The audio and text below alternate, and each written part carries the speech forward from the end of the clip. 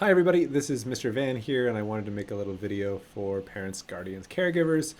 As I know, the start of grade 8, switching to high school can be a bit of an anxious time for parents, caregivers, and guardians, just like students. And there are competing interests that are no doubt going on between sometimes what your pre-teenager or perhaps even teenager now is looking for and telling you they're looking for, and then also what really makes biological, neurological sense, because they're not always the same, or at least don't look the same. So this is kind of my 3 tips, and we'll unveil this, I think, for the September 1st orientation day with the parents, guardians, and caregivers. So my big 3 things that I learned from going through with the group I had 5 years ago up until this last June basically come down to these. 1, executive functioning and support there. 2, how to handle the situation around homework. And number 3, how active you should be in your kid's life. So number 1, the biggest jump in high school that we see overwhelmingly from an academic perspective is managing the variety of work that comes at you. The big jump used to be bigger because it used to be 8 courses for the entire year. And so you were managing a lot of teachers. But even now in the semester system, as we're going to be doing this year, you'll still have to manage 4, and your child is used to running 1. One of the things that brain science tells us over and over again is that prefrontal lobe right here that mostly is finished by age 25 is just starting to kick in with expansion for your child at this age. And so it can be something that's really quite challenging. You get homework from multiple teachers, you're not sure exactly which one to prioritize. You'll sit down with your kid and they're an intelligent, capable, brilliant young person, and yet you're like, wait, you're going to do that first and you're not going to study this, and don't you realize that's due tomorrow and that's not for 2 weeks? Why do you care about that? And so that sort of organization, planning, task priority that comes with the executive functioning in the prefrontal cortex is just not as developed as it will be later. And so this is something I would strongly recommend being involved in, and kind of going from that.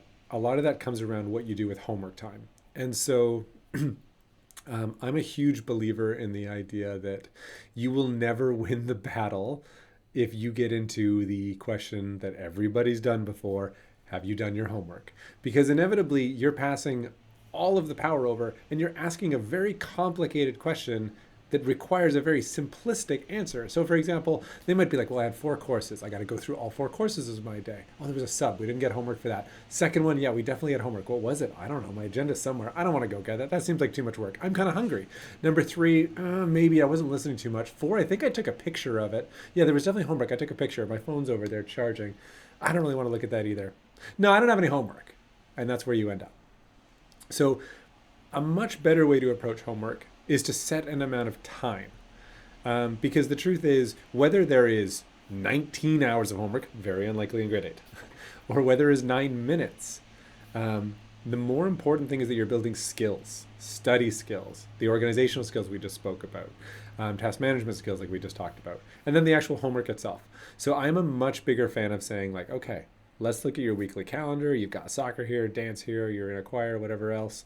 You've got time on Mondays at this time. You've got an hour on Tuesdays at this time, Wednesdays at this time. And please be doing this collaboratively with your kid. Don't just mandate it or you get 0 buy-in. And then from that, once you've set a time, follow through on that. Cool. So we're after dinner. You've just you're going to dance in an hour, and you've got the next 45 minutes. This is your homework time. I think somewhere in between 45 minutes and an hour and a half, depending on the maturity of your kid and where they're at, they change all the time, is a pretty good amount of time. But make it about homework time and not about homework being done or not done. And that way you never get into the conflict or wondering, should I email this teacher? Is my kid actually done their math? The homework has a way of getting itself taken care of when you do this. The third thing I wanted to say, just for a big tip, and it links in as well, you can see all 3 of these link, and this is the big driving factor. And so this is that every fiber of your preteen teenager's body is going to look at you as parent, guardian, caregiver and say, I want less of you in my life, not more.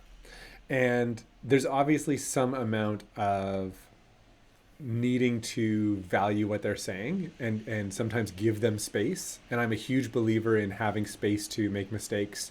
To I don't like to say fail because fail implies that you're not getting back up and continuing, but to make mistakes for sure. The reality is that short of the 0 to 6 years, your teenage years are actually the most active years of brain development, specifically for pruning.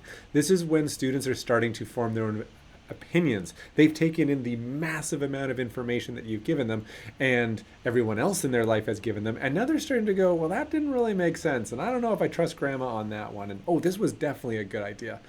And so it's a really important time to be involved in your kid's life. I realize that means more work and it's easy for me to say, but I promise I'll try to do my best for the 6 hours or so I see them here every day as well, doing the same thing, being active in their life. A huge part of that is giving choice. And this is just a common parenting technique I'm sure many of you use, which is when something needs to get done, put it as a choice. Give two things, one of which you're probably hoping they pick more, and one of which is less interesting but still get the job done, and go that route.